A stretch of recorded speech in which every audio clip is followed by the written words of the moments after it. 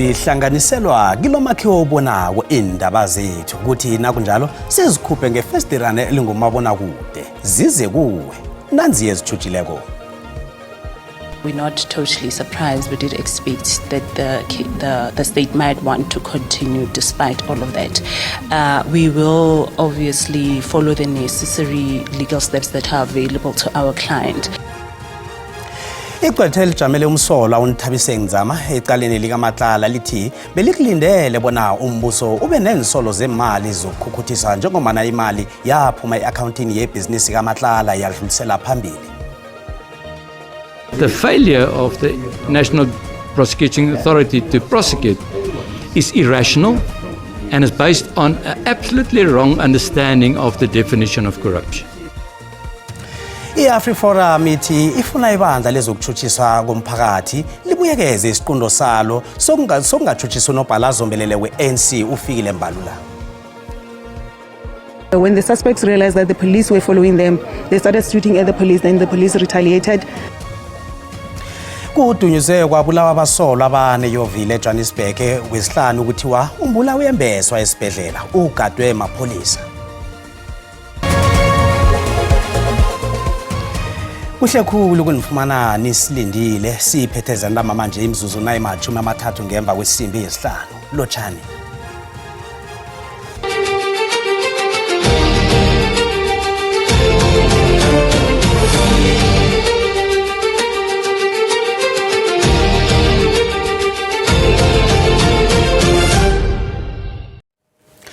Ikhotho kaMagistrata wePitori lithulisele umhla ka-13 kumrhayili icala labasolwa abali-16 abahlotshaniswa nethenda yengidigidi zamaranda ye-Medic 24 Tshwane District.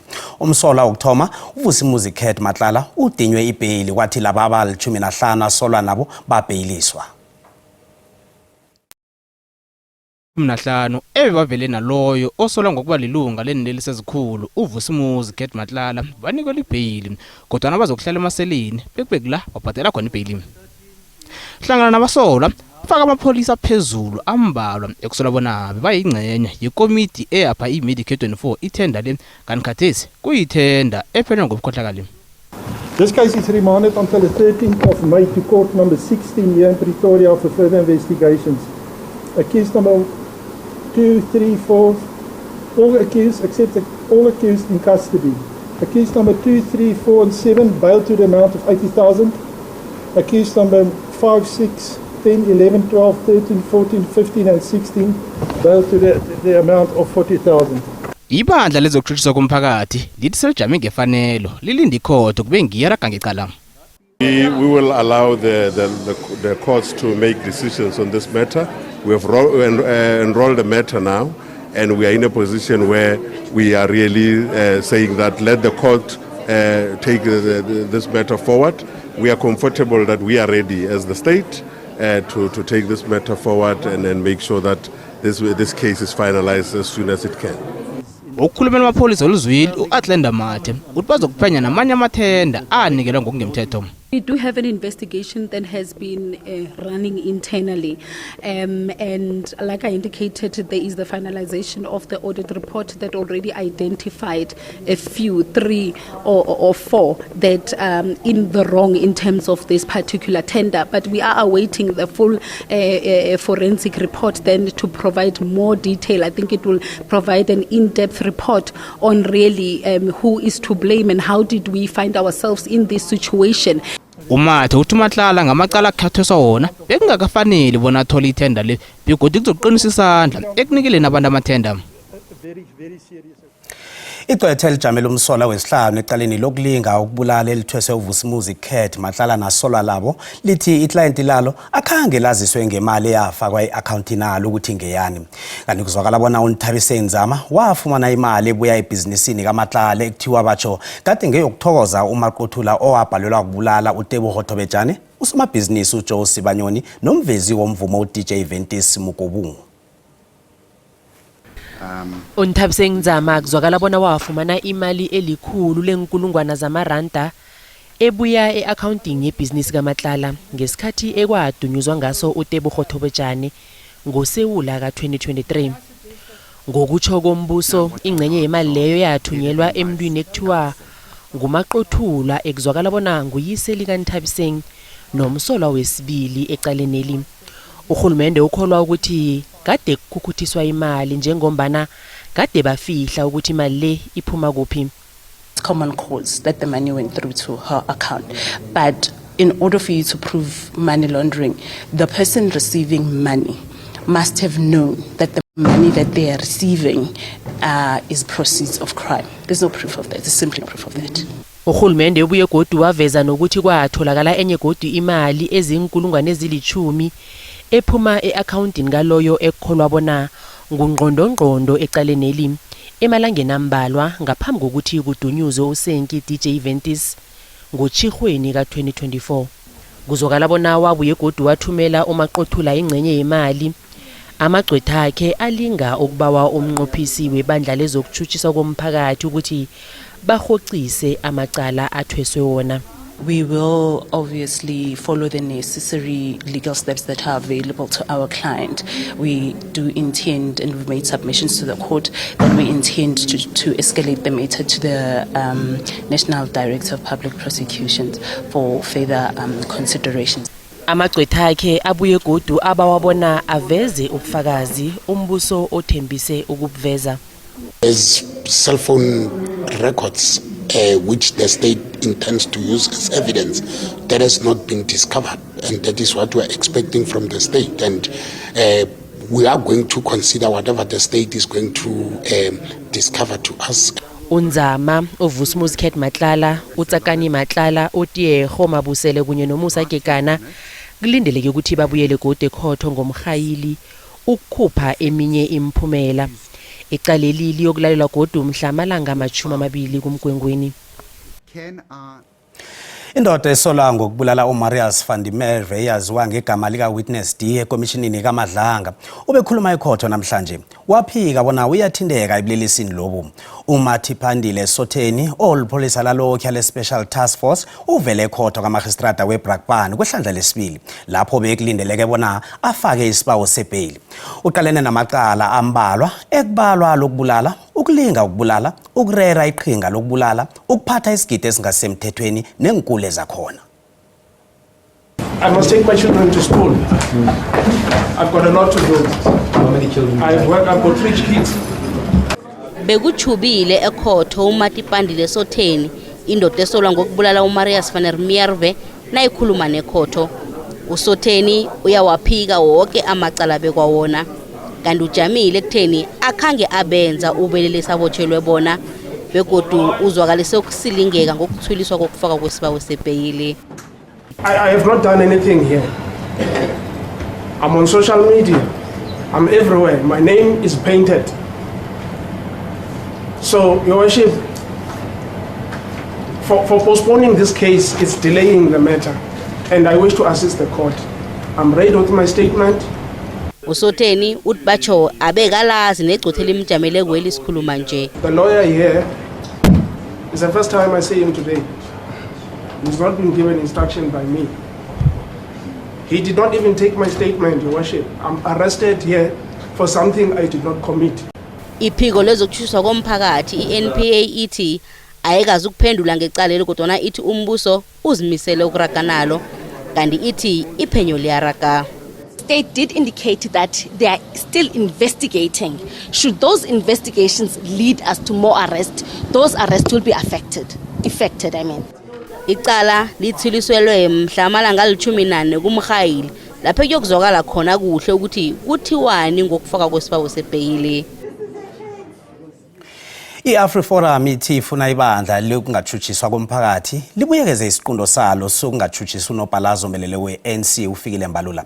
Ihlangano lebe ikhuluma nababika indaba eCenturion namhlanje ngemva kokukhupha umhlolo ngoMbalula lapho ethi batsho uMbalula unobukhohlakali uyakhwabanisa unjalo nje uthinteka nezenzweni zokukhukuthisa imali. Batsho konke lokhu kwenzeka ngesikhathi aseholideyini eDubai ngo-2016 kodwa i-ANC iziphayile insolo ezinjalo ithi batsho zikhambisana nepolitiki. AfriForum ithi ifuna ibandla lezokuthuthiswa komphakathi libuyekeze isiqundo sokungatshutshisi unobhalazo omelele we-ANC uFikile Mbalula.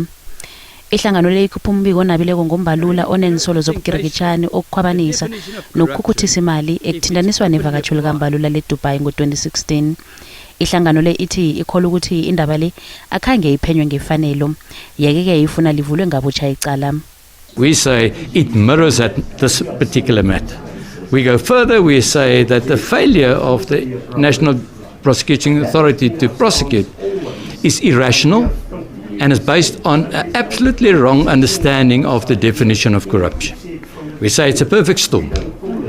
The Hawks provided a deficient case docket to the NPA. The NPA did no further investigation, but just took a decision on a deficient docket. I-AfriForum ithi nange i-NPA ingayithathela amagadango indaba le izoqala amanye amagadango wezomthetho engawathatha. Kodwa i-ANC isekela uMbalula yaphayela ngeqada umbiko okhutshweko lo. Yathi seMaria Dlana wokumona igama ne-ANC kezepolitiki. I-ANC ithi insolo ezizingcenye ejima lokusabalalisa ilwazi elimamanga kanti iganelela ukuthi yona iyamthemba uMbalula. Asizwe umbono wakho mbukeli ngendaba ye-AfriForum emangalela uFikile Mbalula. Naku umbono wakho uyalandela. Bayakhwabanisa abantu msasazi soqobo bacashe ngezithupho msasazi mantona nisele ngamyeki. Sake sibone. Kudala kumane kuthiwa kuvule ama-case ngama-politicians. Akhona enye politician ehlala ejele. Makuthi kukhona ubufakazi obuphathekayo. Abashone kuye, abashone enkantolo. Umuntu odle imali kahulumende ngokungemthetho akalilelwe zinsimbi. Angeke bayeka abantu ukwenza inkohlakalo kungakaze kwenziwe ngisho isibonelo ngisho nawo yedwa. Nabanobufakazi obuphathekako abeze nabo ngaphambili achuchiswe uMbalula ngoba sidiniwe ukuphika lengeleke egcese la eSouth Africa. Asikho izathu sokuthi angashushiswa uma ubufakazi bukhona. Makashushiswe azivikele. Kanti into yaka 2016 ivela njani ke nje njengoba sesiqalene nama local election. Kudala msasazi sayishumayela into yokuhwaphilizo kwenkokheli ze-ANC ne-NPA ke lena ngeke ibachuchise ngoba balala ngengubenye. Kanti umbono ngiyombukele SABC ayizukuthweswa umlando ngokuziphendulela kombono wombukeli. I-ANC eMpumalanga inethemba lokuthi izokubamba iconference eyimpumelelo yokukhetha abaholi eMbombela Stadium ukuthoma kusasa. Kanti izingaphezulu kwamakhulu akhombako nama-40 inithunya ezilindeleke kule conference. Konke sekujame ngefanele bona ingabanjwa iconference yokukhetha abaholi eMpumalanga. Zinkhundla ezihlanu okufuze zikhethelwe abaholi. Ihelo eligegako liveza bona bakho abazokuphikisana nalabo abaqaliweko ngaphandle kwesikhundla sikaNobhala esiphethwe nguMandla Msibi kukunje. Umbono onjalo uphayile umuzi Chirwa. All positions, because at the time when the conference starts, when the election and the electoral committee comes, they will dissolve this current provincial executive committee. All positions will be vacant. Then we'll start from scratch. They will read the nominations because there are nominations that have been made by branches. Ulecturer wezepolitiki nendaba zamazwe ngamazwe eUniversity yeMpumalanga uKhanya Vilakazi uyelelise ngokuchugulula ubuholi besifunda. UVilakazi uhlabe kumbi bandla eliphetheko ngokungenzi okwaneleko ukuqeda imiraro yezomnotho emphakathini yesifundesi. I think it will be wise for the PEC to somewhat maintain the same unity that they have had the past 5 years, because that then breeds stability in the province that almost lost it. And the only way that they could be tested currently is through the local government elections. Will they be able to go into the local government elections with a PEC that is dysfunctional or not holding within itself? Ihlangano le inethemba lokuthi izokubuya namandla amatsha econferenceini le ezokuphela ngomgqibelo. Nasibuya entolo. Sesitholile vele ukuthi abanye ababoni kuhle ne-CJS Foundation siyikhiphile i-check ezokwenza ukuthi abakwazi ukuthengela ama-player okubona kuhle. Abafundi abahlogileko bemafu secondary school eMpumalanga bafumene isiza bangakalindeli elifaka hlangana ukuhlola amehlo nezinye insiza zokufunda.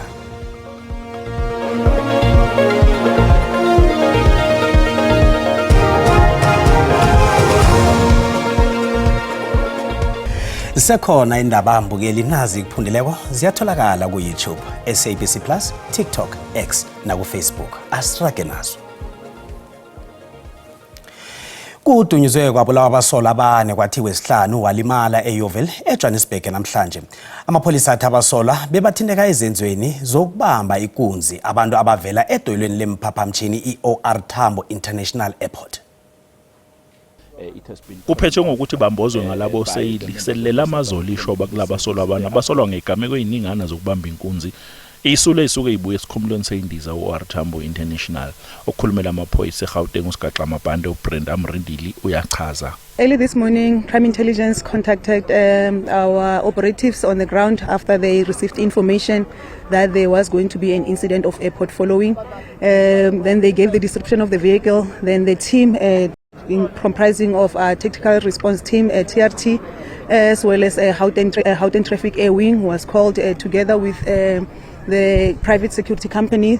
Then they followed the vehicle. Losigaxa amabhande uchaze kabanzi nangohlobo lwebhamu etholakele kulabasolwa okubika ukuthi bebecija itulo lokwelelesa kanti bakhe phansi isitsha sigcwele. When the suspects realized that the police were following them, they started shooting at the police. Then the police retaliated. The incident ended up with 4 fatalities and then 1 gunshot wound. The suspect has been taken to hospital under police guard. Ukhona umuntu oyizwile ibhamu iqhuma uthi ubethuthumele ngaphakathi endlini enezingane zakhe. I heard a rain of gunshots. I knew something major was happening, so I decided to keep my calm in the house because I knew I was safe. Amaphoyisa athi lo msolo leso sibhedlela ugadiwe kanti umededelwa uzobhekana namacala afaka phakathi ukubulala kanye nokuzama ukubulala kanye nokutholakala ke nebhamu engekho emthethweni. Igama lami uCalvin wakwaDludla eindabeni zeSABC ngibika ngiseGoli. Inhlangano zomphakathi zingenele ijima lokusiza enkolweni ezinabafundi abahlokakwe kwaGafontein eMpumalanga. Inhlangano lezi ekubalwa kizo neJoe Sibanyoni Foundation zikhambele isikolo eMafo Secondary School ziyokusiza ngezinto eziningi ezihlokwa abafundi ngitsho nokuhlolelwa amabhelere imbala. Isikolo iMafo Secondary School ngesinye senkolo zokuthoma kwaGafontein savulwa ngo-1979. Omunye wabafundi baso bokuthoma ngusomabhizinisi owaziwako uJoe Sibanyoni omphathi wehlangano engasebenzeli inzuzo iJSF okhuthaza abafundi bebanikelwa nenhlambezi izinto zokuhlamba babe bahlolwa namehlo laba abanomraro amehlo. Iboard ibona kulungele kakhulu ukuthi masizokwenza ama-eye test wabantwana ngoba kubaluleke kakhulu ukuthi amehlo wabantwana abonelele kuhle njengoba benza ugrade 12 it's very much important ngoba failure of bona ukuthi babone ngamehlo akuzi nomphumelo omuhle and kulabo bantwana esebenzile sesitholile vele ukuthi abanye ababoni kuhle and siJSF Foundation sikhiphile icheck ezokwenza ukuthi abakwazi ukuthengela amablare okubona kuhle. Umlando wesikolo singwazi kuhle kakhulu njengoba ningibona ngikhuluma isikhuwa esihle nje esikhathini esiningi isikhuwa singisithathela esikolweni lesi. So ke ngiyabuya ngizokhombisa abantwana bekhaya ukuthi yonke into is possible from this school. Uprincipal esikolo nebomkhandlu wengameli isikolo bathi ukungalingani kwamakhaya nokuhlayelelwa kwabanye ababelethi ngesikhwameni ngikho kuba nomthelela.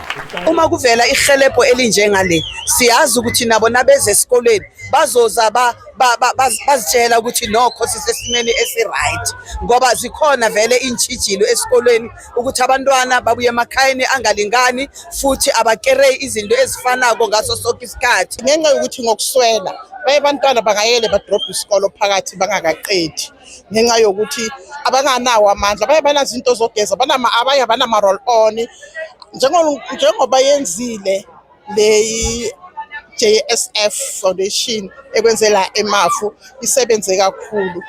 Abafundi baphefumulile nabo. Kulula bonyana lesi sikolo ngalisiswa ngizinto ezingomana usulunga nazo izinto zokugeza angeze weze esikoleni ungakagezi. Bangalinda imali yesondlo and imali leyo ayineli ngoba na emakhaya amanye kufanele abantu badle and nemali leyo koseli bathengele izinto zokuhlamba. Ngikhuthazeke kakhulu vele ngendlela kwenzeke ngakhona la esikolweni. Bakhulumile sibazwile sonke ngendlela yena chilo umalomujo. Ababelethi babafundi bathi ukubambisana kwababelethi abotithere nabanye ababelani nabosomabhizinisi nenhlangano ezingasebenzeli inzuzo ngalimi indima ebonakalako ukubuyisela bonke abantwana esikolweni emphakathini walapha njengoba nabaningi bagcina balisa isikolo ngonobangela wokuhlayelelwa namkha ngokungalingani emakhaya bavela kiwo nje. Endabeni ze-SABC nginguComfort Masombuka ngikubikela ngisekukhanyeni ebeyaziwa ngeKwaGafontein A eMpumalanga.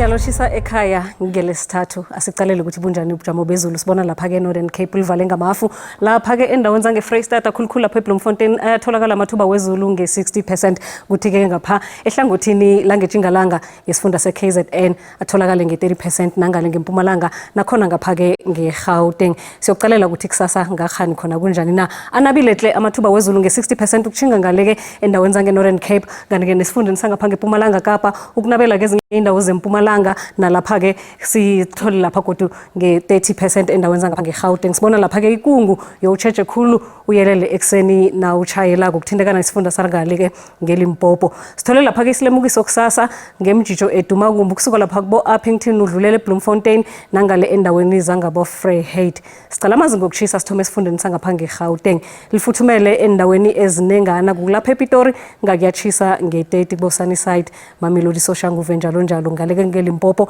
silibona liyachisa endaweni eziningi lapha ke Phulukwane libuya nganeno ke khona kufuthumele nge-28 Musina 32 Phalabura 32 neTzanini nge-30 asiyocela lapha ke eMpumalanga silibona lifuthumele boMiddelburg Malahleni ngapho ngeBhundu ngapho ngeMateisen Slope bomhlanga njalo neVezibuhle eMbombela nesikhukhuza kuyachisa eMbombela nge-30 isikhukhuza nge-33 siyocela eKwaZulu Natal bonakala ke ichisa lapha eUlundi neRichards Bay kanti ke eDurban kufuthumele nge-29 kanti ke lapha eKokstad nge-27 lapha ke Eastern Cape bonakala kufuthumele endaweni ezinengi kulapha enxuba la kuchisa khona neGraafrenet nge-32 inxuba nge-34 siyalapha ke eJingalanga Kapa futhumele kamnandi ngapha ngeCape Town nge-25 Mossel Bay Pholile nge-23 lapha ke Osborne kuyachisa nge-32 iNorthern Cape ibonakala ke ichisa pheze endaweni zonke kulapha eCarnarvon la kufuthumele khona neKuruman nalapha eKimberley nge-25 lapha kuseFreystata la sibona khona kufuthumele endaweni eziningi kanti ke kuthi lapha ke Harib Dam sibona ke khona ke kupholile nge-23 lapha eBothaville kufuthumele eNorthwest kokugcina sibona ke isifunda naso sifuthumele sichisa lapha ke endaweni yangeTosca nge-30 degrees Celsius sibona nekoti ngesikhathi esilandelako dido